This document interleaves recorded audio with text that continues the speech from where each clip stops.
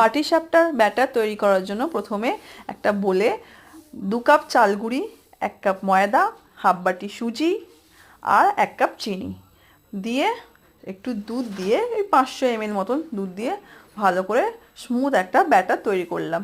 বেশি পাতলাও না বেশি ঘন না, ঠিক এই টেক্সচার। এরপরে নারকেল কুড়িয়ে গুড় দিয়ে, নলেন গুড় বা যে কোনো খেজুর গুড় দিয়ে সেটাকে পুর তৈরি করে নেবো। এবার তাওয়াটা গরম হলে একদম আস্তে আঁচে 1 হাতা ব্যাটার দিয়ে তারপরে ওটাকে আস্তে আস্তে স্প্রেড করে দিলাম ভালো করে। কিছুক্ষণ পর নারকেলের পুরটাকে এরমভাবে দিয়ে রোল করে আস্তে আস্তে রোল করে লাল লাল করে ভেজে ফেললাম। ব্যাস তৈরি হয়ে গেল আমাদের পাটিসাপটা। এবার সংক্রান্তির দিনে আমরা গরম গরম খেয়ে ফেললাম পাটিসাপটা। ওই না রান্না